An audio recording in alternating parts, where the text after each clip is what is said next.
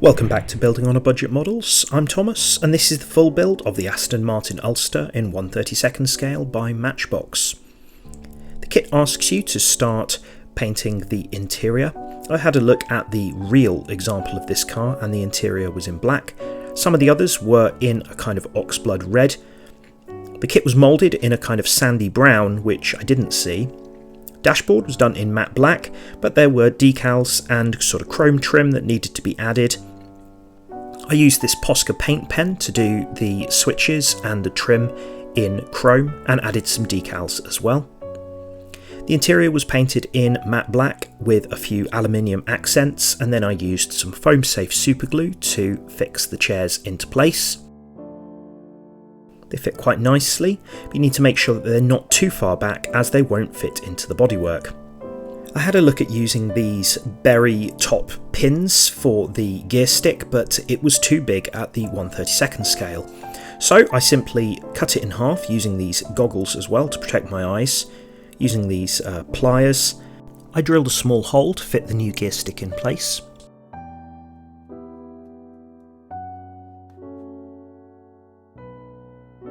I found it went in quite nice and looks thinner and obviously metallic, so better than the stock one, and then rolled a small ball of Milliput white putty to be the handle on the top.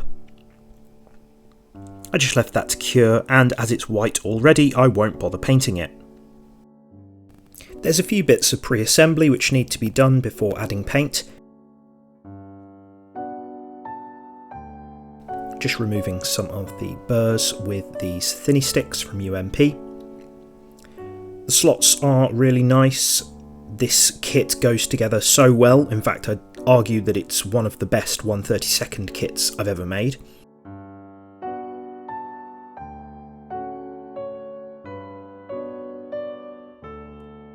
Just using some Tamiya thin cement wedges these parts together very nicely.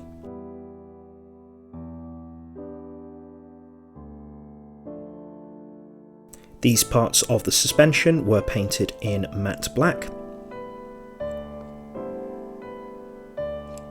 Some versions of the car I saw that the suspension was also painted in bodywork colour, but I chose to do it in black just to differentiate a little bit. There are then these brake parts. These don't need to be glued, as you can rotate them later on should you want to. I then added a little bit of Tamiya weathering powder, just a little bit of gunmetal to add a bit of definition to these parts.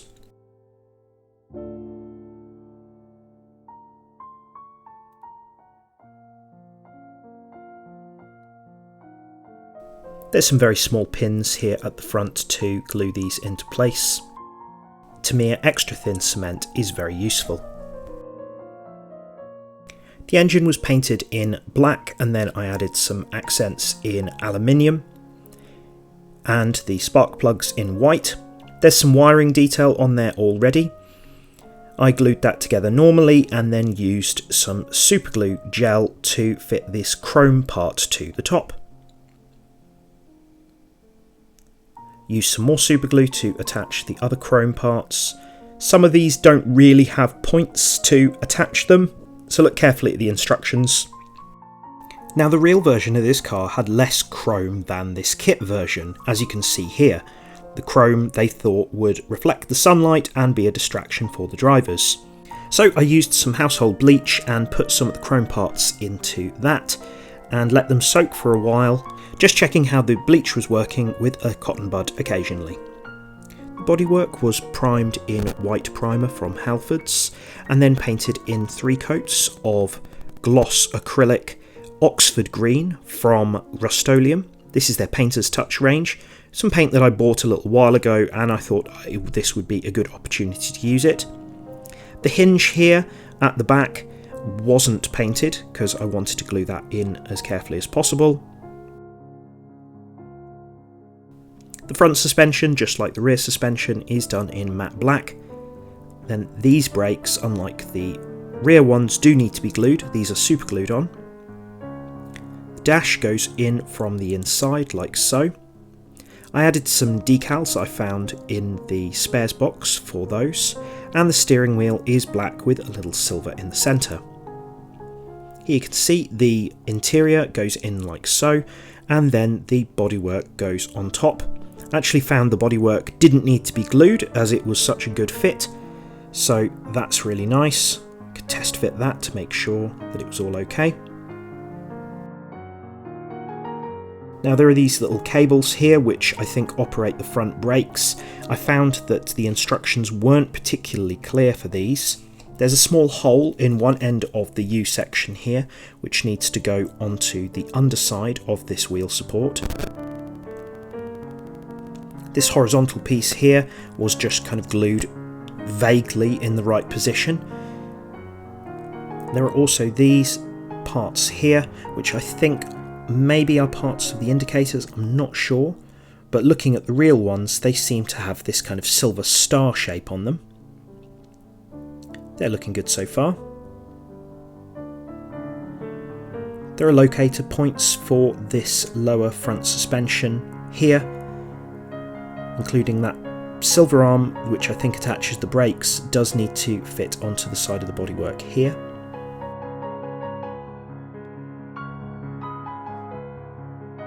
I decided to keep the engine cover in two parts here, and I painted the belts on the front in some leather brown from Humbrol. I made sure to avoid the buckles so I could paint those silver later. The wheel parts had also been stripped of chrome and painted green. There's a small locator pin to make sure that those are the right position. However, they need to be sandwiched either side of the tyre, like so. I added a small amount of super glue to fit those together, putting the lower part there and the upper part on top, like so. You may want to use a clamp or something similar to wedge those together while they're gluing.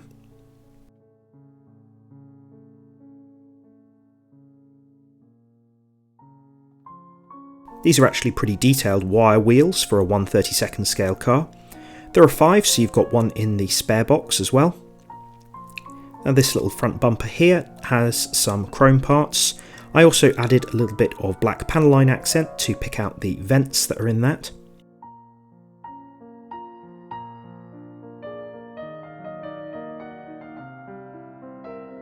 There's then a couple of slots to fit that into place here. The fitment is very good for a 45-year-old kit. Here you can see the radiator grille de-chromed and painted green. There's also a little moulded Aston Martin badge at the top which I painted white using this Posca paint pen. And then the grille I painted black using panel line accent.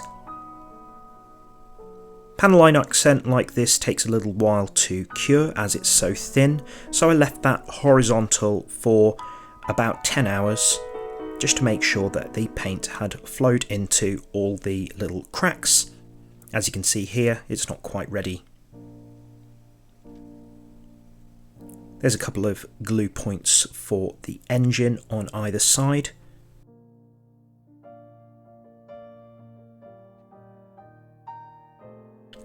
And then the wheels, just gave them a little bit of a sand on the edge, just to make them a little bit more used, also to remove the burr where they joined onto the sprue.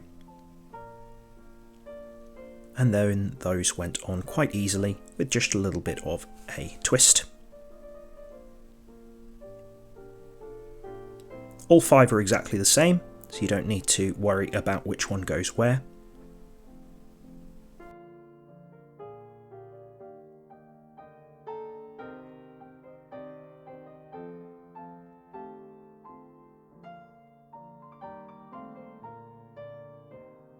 And there's a little pin inside the boot here for the spare to fit into place.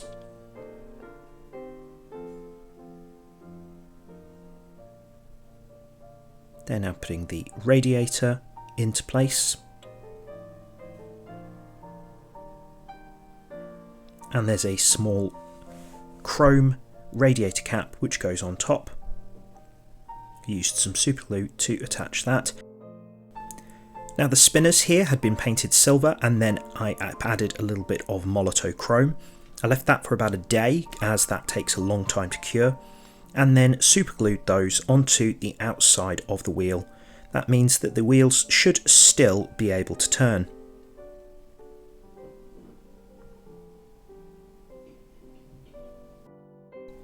As the decals were so old, I gave them a couple of coats of clear gloss and let that cure for a couple of days.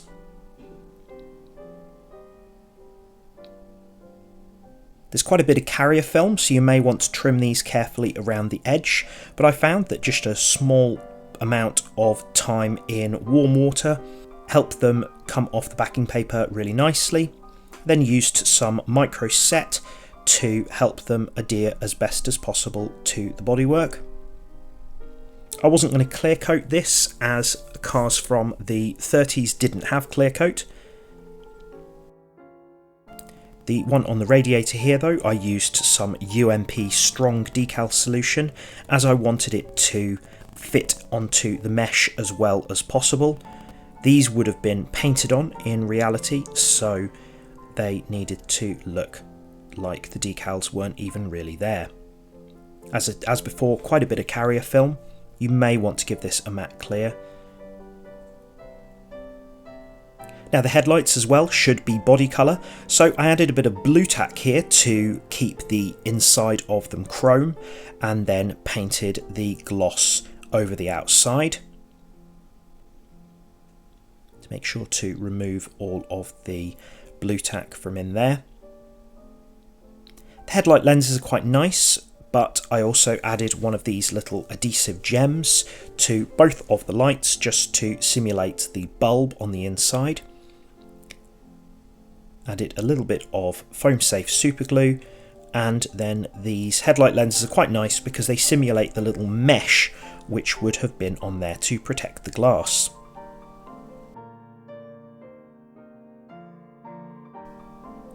The housing for the windows needs to stay chrome, so like before I used foam safe super glue to fit these into place, and then used a little bit more of that super glue on the pin placements for the windscreen itself. Some versions of this car also had a large rectangular windscreen which could be folded down.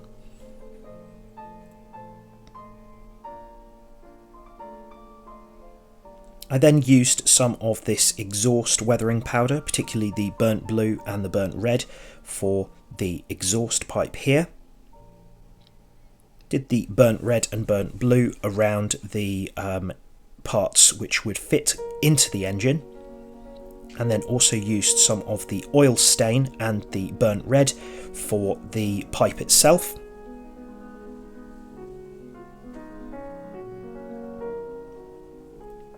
Used some of that foam safe super glue to fit it to the body and the car.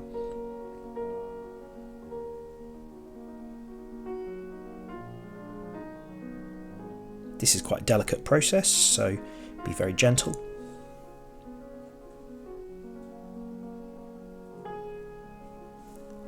The mounting points for the headlights are a little imprecise, so you may need to hold them in place whilst the glue cures. As before, it's the foam safe super glue.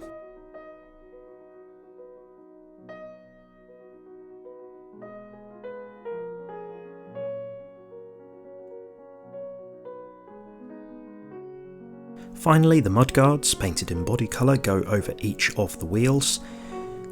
There are also some small indicators on the front ones which need to be painted silver.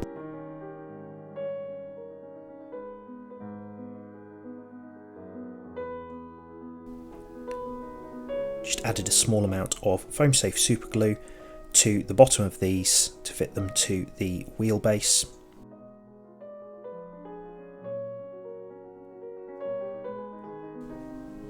And then you've got the number plate which fits to the front.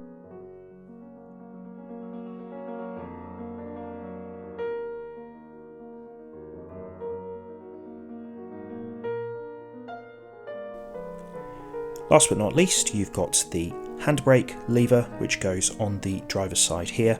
I just painted the top of that in semi-gloss black. And there we have it. Now for the BOAB score, This kit's no longer in production and goes for about £30 to £40 on eBay, which is quite a lot for a 1/32 kit, so this is a 2 out of 5. For assembly, most parts fit together very well, although there are some pieces which are confusing or just difficult to glue, so I'll give it a 4 out of 5. For accuracy, it seems pretty close to the real car, and it's definitely the most detailed 1/32 car I've ever made, so it's a 4 out of 5. For quality, this is a very well made kit, especially for 1975, I'll give it a 4 out of 5. For legacy, this is one of the most famous pre-war British sports cars there is, so it's a 4 out of 5. Gives it a total BOAB score of 18 out of 25, which is pretty solid. Thank you very much for watching. Please do like, share and subscribe. Leave a comment down below, and I'll see you soon.